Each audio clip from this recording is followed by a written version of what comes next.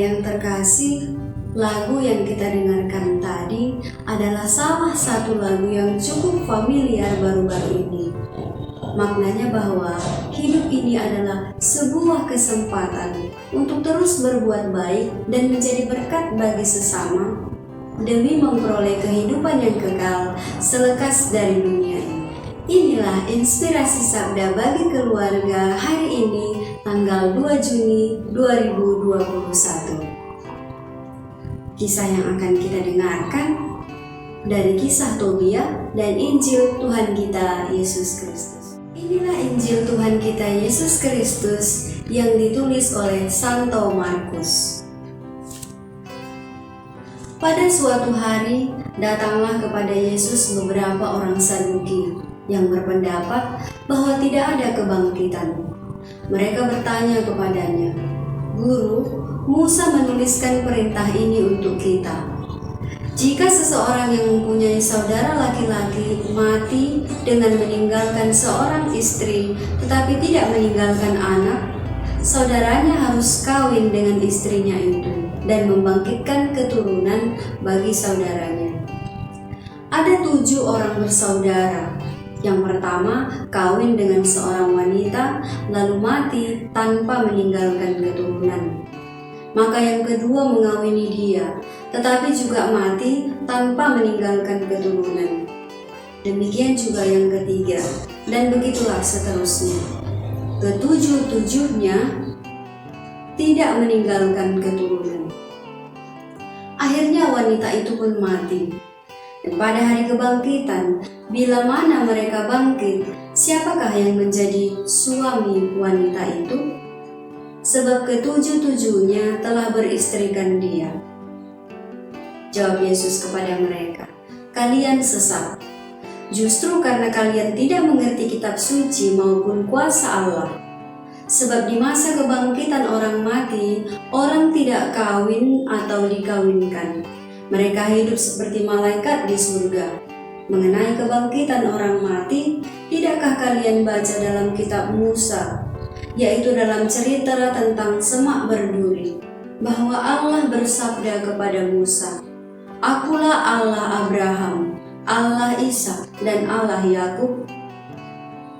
Allah bukanlah Allah orang mati, melainkan Allah orang hidup. Kamu benar-benar sesat." Demikianlah Injil Tuhan. Saudara-saudariku yang dikasihi Tuhan, bacaan hari ini mengajarkan makna hukum dan keadilan. Orang-orang Saduki bertanya soal kebangkitan kepada Yesus. Orang-orang Saduki adalah golongan partai utama politik yang terbilang kaya pada zaman Yesus. Mereka lebih konservatif dalam menafsirkan kitab suci. Jika tidak ada sesuatu yang menjadi tradisi dalam kitab suci dan tidak terbukti, maka tradisi itu dianggap tidak ada, termasuk kebangkitan Yesus. Meskipun sejak Perjanjian Lama, kitab suci sudah berbicara mengenai sebuah kehidupan baru setelah kematian, tetapi bagi mereka itu tidak akan mungkin terjadi sebelum Yesus sendiri membuktikan. Pertanyaan orang Saduki tentang seorang wanita yang diperistri oleh 7 orang laki-laki tergambar dalam kisah Tobia dalam bacaan pertama hari ini. Sara yang diperistri oleh 7 laki-laki yang semuanya dibunuh oleh roh setan yang disebut Asmodeus. Ketujuh laki-laki yang menikahi Sara itu mendapat nasib yang sama. Karena itulah Sara dinista telah membunuh suami-suaminya itu. Tetapi dalam keadaannya yang demikian, Sara tetap memuliakan Allah dalam doanya. Ia memuji perbuatan Allah sekalipun ia dalam kegelisahan karena nistaan orang-orang terhadap dirinya itu. Dan karena imannya itulah Allah memberikan keadilan dan penghiburan kepadanya. Allah memberikan Tobia menjadi mempelainya dan melepaskannya dari kuasa Asmodeus. Inilah jawaban Yesus kepada orang-orang Saduki yang tidak percaya pada kebangkitan, bahwa selekas dari dunia ini kita akan beralih kepada kehidupan baru bersama Allah. Nah, jika demikian, benarkah ungkapan kita selama ini bahwa hidup hanya sekali? Dengan iman yang diajarkan oleh Yesus Kristus, kita semua yang mati akan dibangkitkan kembali, tetapi bukan lagi dengan tubuh kita yang fana ini. Selekas dari dunia ini kita mengalami hidup yang baru bersama Allah, dan Allah menjadi satu-satunya pusat perhatian, di mana kita hanya memandang dan bertemu dengan Allah di tempatnya yang maha tinggi. Karena itu, Yesus menjelaskan bahwa tidak ada lagi persoal kawin dan dikawinkan. Kita akan menjadi seperti malaikat, yaitu mereka yang hanya melakukan kehendak Allah, dan tidak ada kekuasaan dunia ini yang melekat pada mereka. Kita juga percaya akan adanya Santo Santa, yakni orang-orang yang dikuduskan setelah beralih dari dunia ini. Karena selama hidupnya mereka mencari kerajaan Allah dengan segala cara hidup mereka. Namun sebelum ke sana, hidupilah setiap kesempatan yang diberikan Tuhan kepada kita selagi di dunia ini.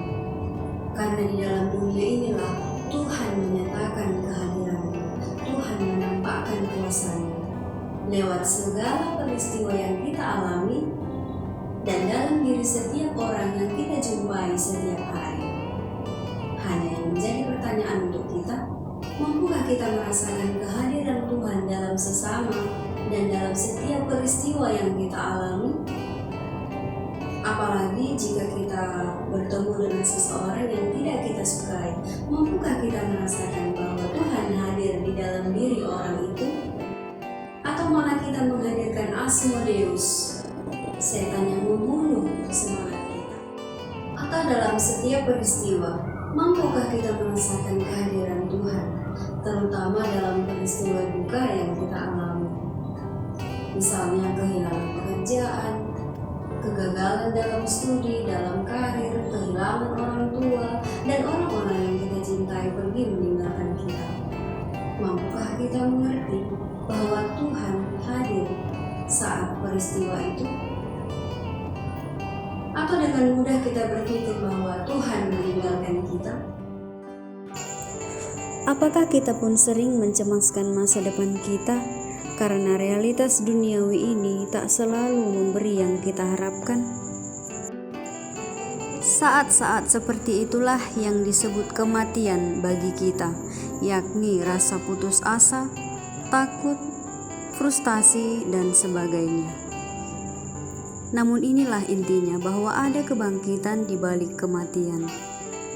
Yang hilang akan diganti, yang patah akan tumbuh kembali, yang layu dan kering akan subur kembali, dan yang jauh meninggalkanmu akan berlari-lari mendapatkanmu. Allah bukanlah Allah orang-orang mati, melainkan Allah orang-orang hidup. Di mana saat kita hidup dan bangkit dari kematian, yakni dari rasa putus asa, disitulah Allah hadir. Allah menunjukkan cintanya bagi kita.